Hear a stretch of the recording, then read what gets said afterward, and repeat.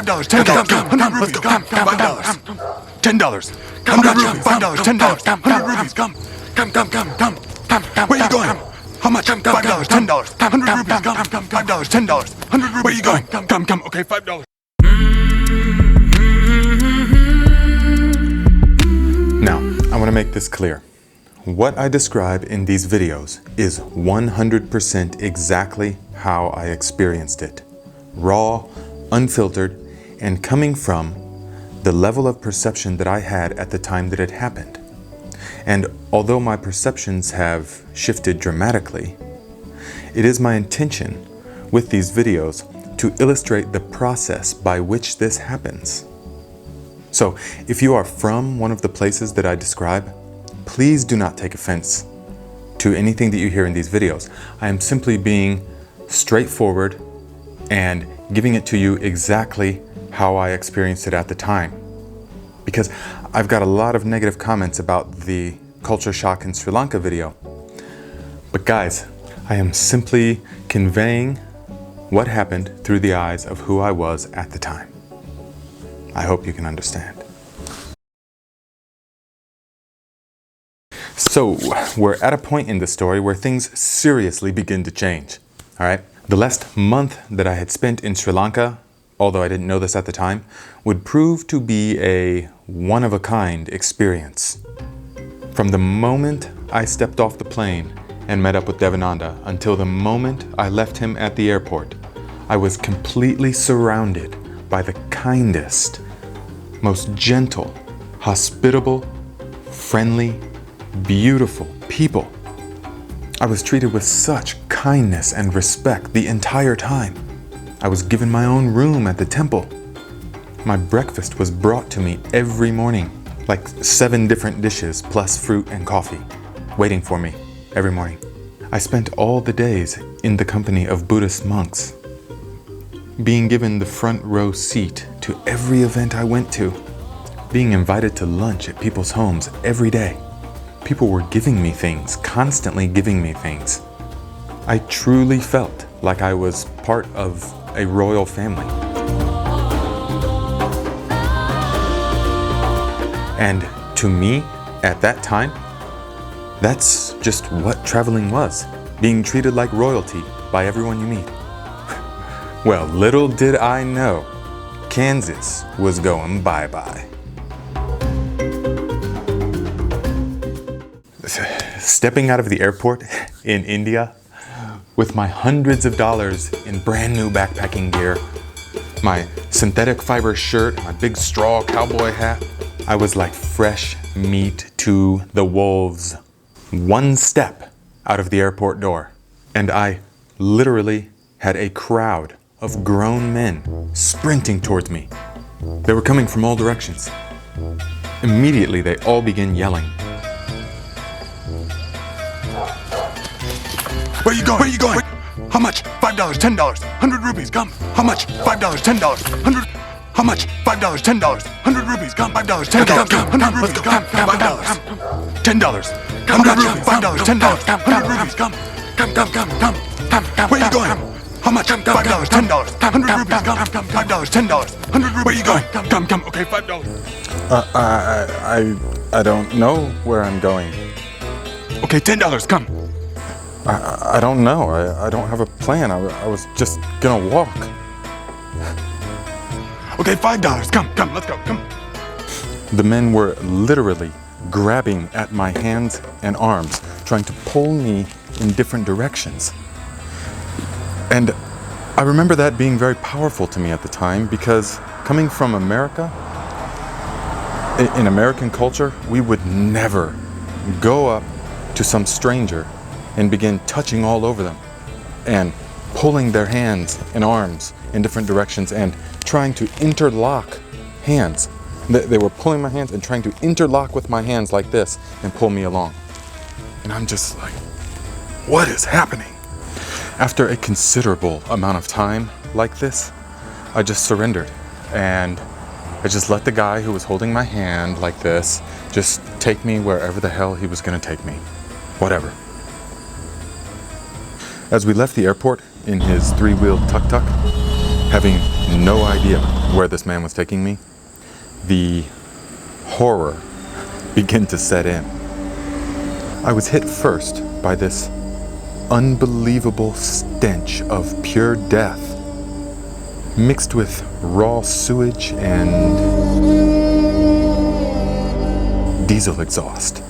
It was like a thick blanket that saturated everything. And I have a very vibrant sense of smell, and there was no escaping this stench.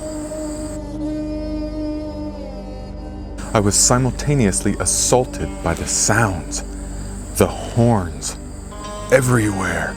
There are cars, trucks, trains, planes, mopeds, everything. And every vehicle is honking its horn constantly.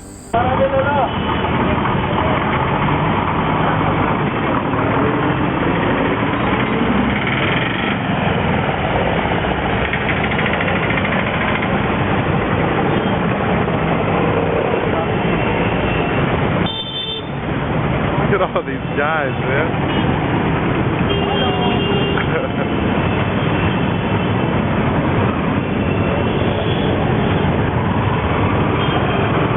In both directions.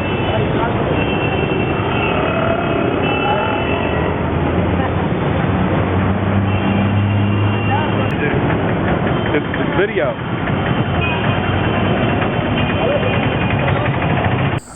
Why? Why are you guys honking?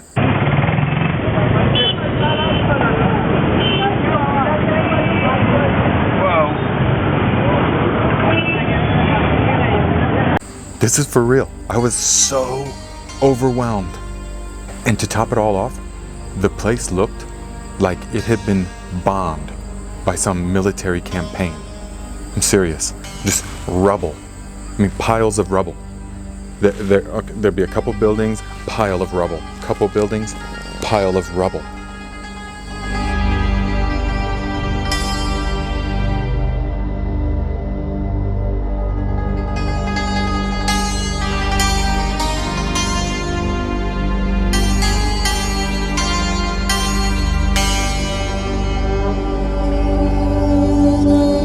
There was plastic trash everywhere I looked.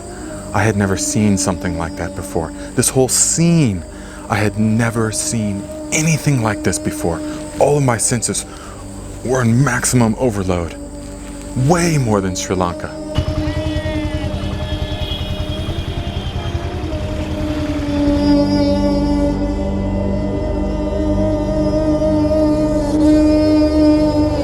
And there were no monks. There were no friends of the temple. There were nothing but these vultures. Finally, the guy brought me to some random building that also looked as though it had been bombed. And before I knew what was happening, I'm in some room. This guy's taking my passport, talking about, "I'll be back later." Shuts the door, and there I am.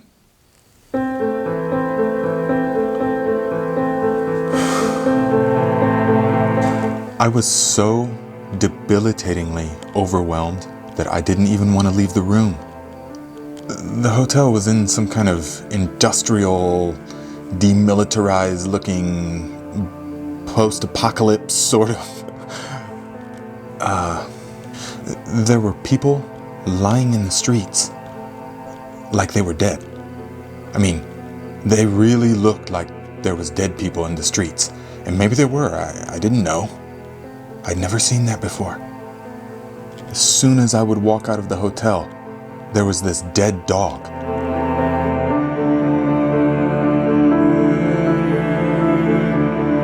I'd never seen a dead dog before.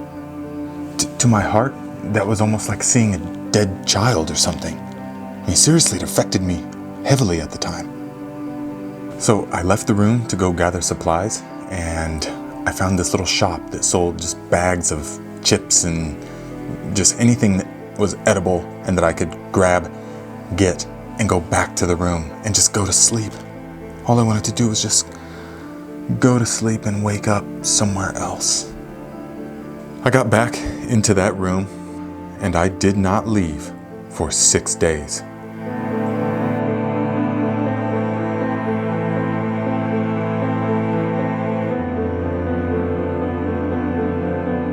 I then sunk into a deep depression.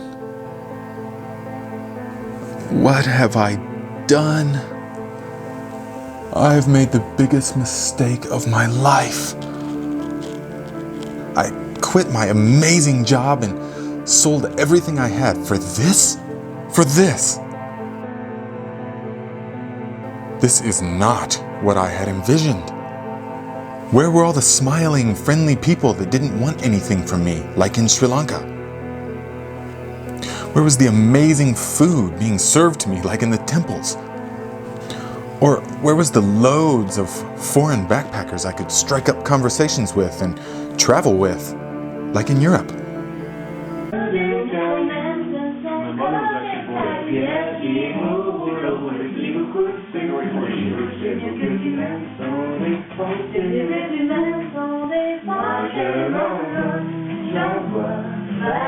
There was none of that happening here. Here I was alone in a land that seemed terrifying, hostile, and filled with people that wanted to eat me alive. There was this cloud of darkness that saturated my mind. I did not want to be there. I wanted to be at home with my mother, having a cookout with my friends, going for a ride through the city on my motorcycle with my best friend Corey. I wanted to speak and be understood. I wanted to listen and understand. But none of that was going to happen here. A type of panic began to set in.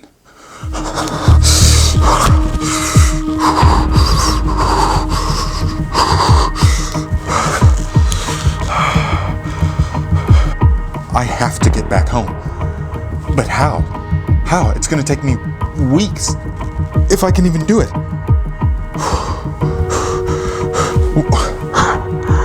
What am I going to tell everyone? What am I going to tell them? How am I going to face all the people that told me this was a stupid, foolish idea? How am I going to live with myself for quitting already? I can't handle it. Oh, what have I done?